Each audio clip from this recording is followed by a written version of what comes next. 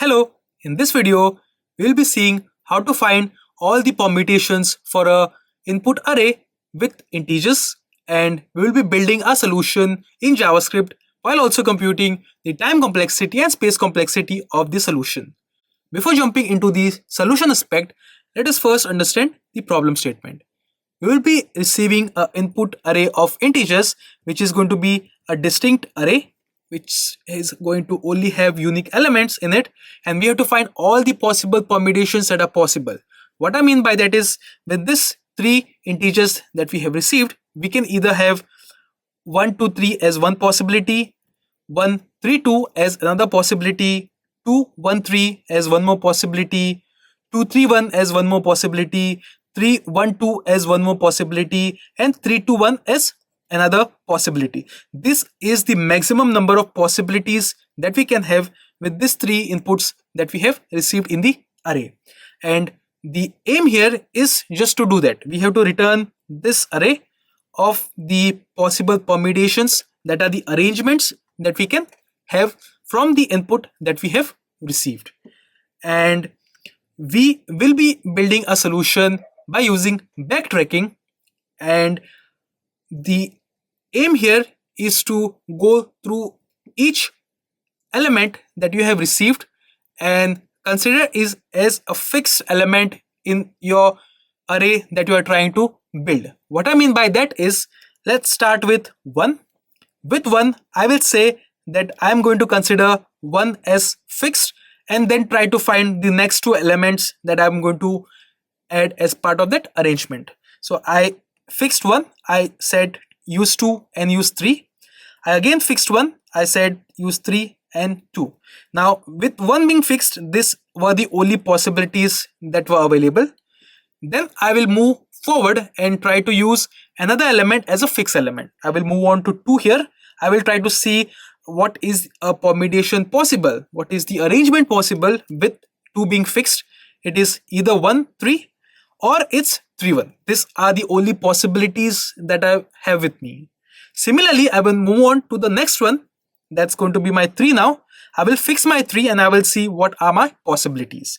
And by fixing each number that you have received, I will basically try to create this permutation array of mine and then return it in the end. And to do this, we will apply backtracking via a tree representation of the input that we have received. And how that will work is something like this. We will start small. We will just pick one element from the array as a node, and we will see what is the possible tree that can be formed from it. For instance, in this case, I went from 1 to 2 to 3. Then I could also go from 1 to 3 to 2. And how we can achieve that is by saying, let's start small. So I will start with my fixed element that I have. So I will just have a root that has empty, and I will say start with my fixed element that I want to have. So I will start with 1, and then I will see what is my permutations possible from this fixed element that I have with me. So I will say choose 1, and for 1, what are my possibilities now? So the input that I have received is 1 2 and 3, and the output that I'm going to return is going to have distinct elements also within itself. So it's not going to be repetitive occurrences. So because it's not repetitive occurrences, if I start with 1, I can have n minus 1 occurrences only. So I cannot have this 1 because it's then repeated, and then I am left with 2 and 3 here. So because of this, that we are left with just 2 and 3, I will just say put a 2 here and then put a 3 here. Then I will go deeper via recursion into this 2 that we have. So I will go deeper within the 2. Now at level 2 also, I will try to see what are my possibilities available. So I started with n. Then at this level, I could say that I was left with n minus 1 because I had to discontinue using the repeated number which is being considered, and then I go to this one, and this one says again try with 1, 2 and 3. Now at this point, when you are at this level within your tree, so now the tree has reached from here to here, and now we have come here all the way. At this point I cannot consider 1 because 1 has already been considered in my tree. I cannot consider 2 also because 2 is the current element being considered. I'm only left with 3. So with the possible option that I have is 3, I just put 3 in my tree, and this becomes one path that exists in my tree. And when I reach this element within the tree that I have, that is 3, I have reached the length of the permutation that I am possibly going to have, because the length can be max 3, that is going to be equal to the length of your input that you have received. So based on your input, that is going to be having these arrangements, the length of the arrangements will always be equal to the input, because permutation basically is just changing the arrangement or order of the inputs that we have received. And to do that, I will be just trying to add all the elements that I have in the permutation instance itself. So I will just put 3, and then I will stop here itself because there is nothing more to add here. And this completes one branch that I have. Then I also created one more branch here with 3, which is here. And for this branch, what I will do is basically go from 1 to my 3 that I have. And from 3, I will again try to see, hey, from 3, what is the next possibility possible? I will say 1, 2 or 3. Now with this, I have already considered 1 here, so I cannot consider 1. I have already considered my tree with 3 here, so I cannot consider 3 also. I am only left with 2 here. So with 2, I am basically saying that this is also n minus 2, as was this n minus 2. So as I'm going down the levels, the n minus value is keeping on increasing because we are running out of possibilities that can happen. And once you reach here, I will use 2, and 2 can be considered here. So I will just use 2 here, and then this becomes my tree. And then from here, I will just return with whatever value I have left with from this one combination. So this was one iteration in which we covered one branch of the tree that we are trying to build, which resulting in us building these 2 entries that you have. So it is 1, 2, 3, which is 1, 2 and 3, and 1, 3, 2, 1, 3 and 2. And this is how we are going to approach the solution. So similarly, we will move ahead now, and we will go to the next element in the input that we have received, which is going to be 2. So I will go to 2 now, and from 2 again I will see what are my possibilities that I can possibly have. From here, what I can do is again say start with a 2, take the possibilities that can be considered. I cannot consider 2 again because I don't want to repeat, so I'm just left with 1 and 3. I will say use 1 or 3, and then I will dive within this 1 that I have. This is n minus 1 again, and from 1 I will again see 1, 2 or 3. I cannot use 2 and 1 because I am having them as part of my tree that I have, and I'll be only left with 3 now that is possibly to be used here, and I will just say 3 here at this possibility. So it's going to be 2, it's going to be 1, and it's going to be 3. That's going to be my path that I traverse. And then I go all the way up and I see I have my 3 here. Then again with 3 I will see what is my possibility that I can have. So with 3 I will say 1, 2 or 3. I have already found 2 in the tree path that I am trying to see, so I cannot consider this. I am already at 3, so I cannot consider that also. I'm just left with 1, and then 1 will go here. So this is the second possibility that we covered, which is basically this part that we saw. And then we are left with the next possibility, which will also follow the same path. So we will say take 3 here. With 3 you will try to have 1 and 2 in the path, and 2 and 1 in the path. And this ends the possibilities that we have, because we covered all the inputs that we have received and we have reached the last element in the input. And that's pretty much it in terms of the approach which we are going to take now. And now let's try to convert this into code and see how it looks. So we will first say that because we want to go in a recursive approach, I want to have a function that will do this backtracking mechanism, and I will be using to store my outputs a result array, and this result array is going to be having all the results that are possible. So first thing is, I will just say let result is equal to an empty array, and in the end I'm just going to return my result that I'm going to build as we backtrack. And what we are going to do for backtracking is just a function that will just backtrack with a specific node tree path in mind, and that path will be my current path that I picking. And with this current path I will try to keep on putting data in my result, and that data is going to be the path itself, but the path has to reach all the way to its final node that it can possibly have. So once you find a leaf node, then you just going to return the path. And how did we say we are finding a leaf node?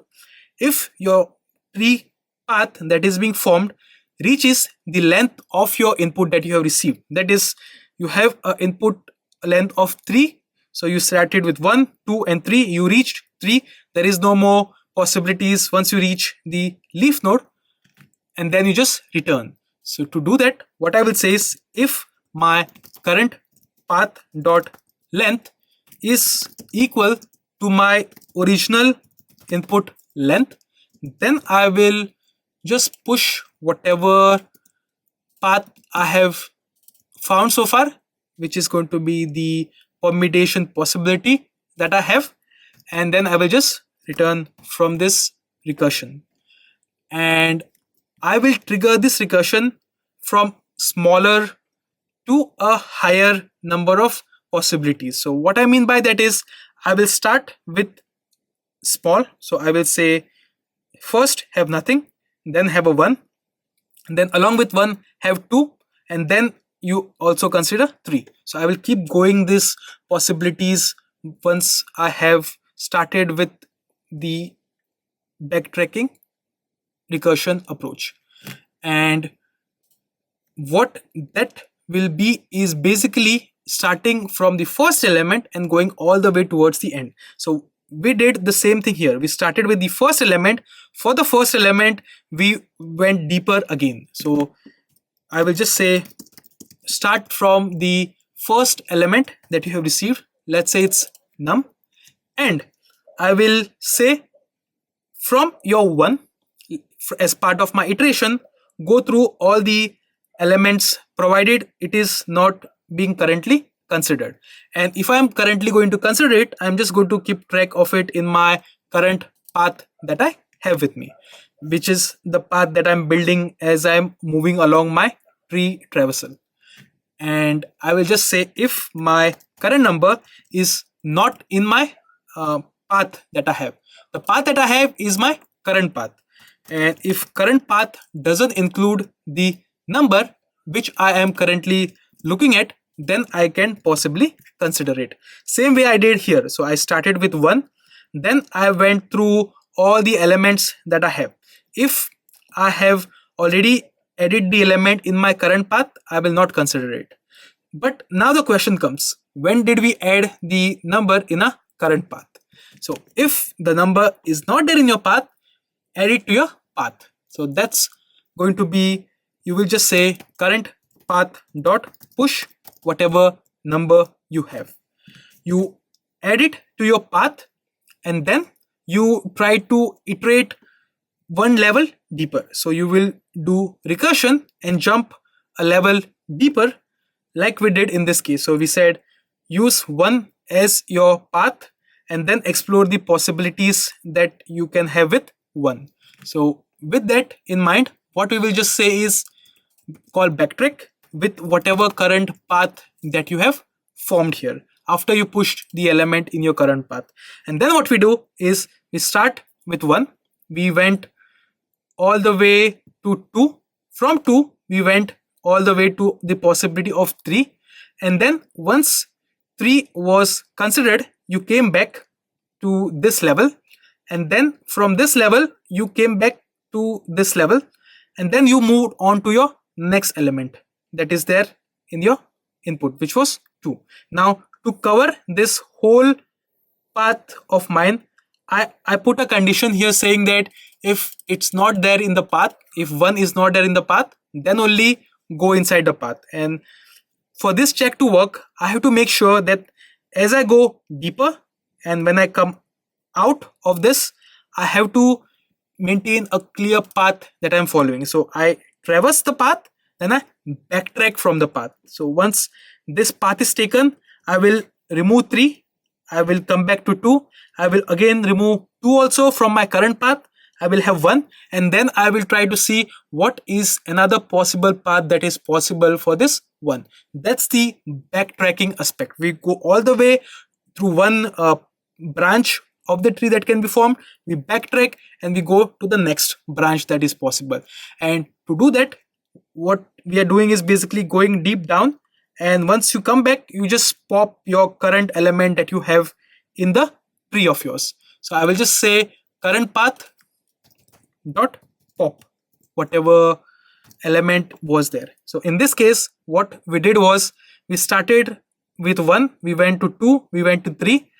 Once we reach 3 here, we popped this 3 once we return. So we return, we pop 3, and after we pop 3, what happens is basically this 3 is gone now from my current path.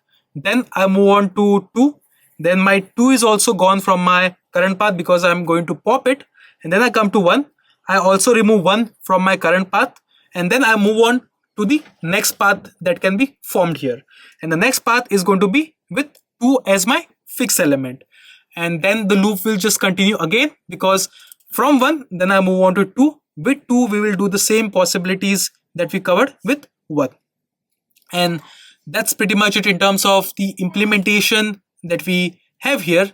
We just take a path and check whether the element exists in the path or not, and then we return after we backtrack. And one more thing to notice here is that when we push in a result, we have to make a copy, because we want to make sure that because we are backtracking, we should not be corrupting the path that we are building here. So keeping that in mind, we will always make sure that you keep on clearing the path by popping the elements that you are finding in a current branch that you have. And now comes the part of triggering this, because you have to trigger the recursion, and then at some point you have to exit this recursive callback loop that you are going to be going inside, because you will call backtrack, then it's going to go inside, and to exit we are just seeing if you have reached the leaf node, that is the end of possibilities that are there. And now to trigger this, what we are going to do is start with a empty array. So that's why we have this 0 node here, that's the empty root, and then you try to keep on creating paths. Once a path is traced, you discard the possibility of that path and move on to the next fixed path possibility. So in the first case, 1 was our first fixed path possibility. In the second case, 2 became the fixed path that we will take with this node, and then we went to 3, and from 3 then we saw what are the possible paths that we have. And that's pretty much it in terms of implementation that we have here. And in terms of the time complexity that is going to be involved here, it's going to be big O of, we said that we start with this n and we go inside and try to see what are our possibilities that we can have. We saw it was n minus 1. Then we went inside again, another level of depth. Then we saw it's n minus 3. So it went from n to n minus 1 to n minus 2. And as the length keeps increasing, it goes keeping on increasing the number as we go down the depth. And that's basically the factorial of n. And because of that, we are going to say that we are going to consider n factorial with something. So it's going to be n factorial with what now? It's going to be n factorial with the n value itself, because we are going to traverse the tree that we have received as well. So if you have n nodes in your input, you are going to consider n fixed nodes possibilities that you have. So for one node possibilities, for two as a fixed node possibilities, and so on. That's why it is going to be n times n factorial. And in terms of the space complexity that we are going to have, it's just going to be big O of n, because we said we will keep on putting data in this current path of ours that we have, and at max we are going to make the calls in the sense that if you have n nodes, you're going to go in a recursive call up to n nodes, because once you reach the depth of this n nodes, you're just going to start popping from the leaf node. And that's why the space complexity is also going to be big O of n. And that's pretty much it in terms of implementation that we have. Thank you for watching. Please like and subscribe.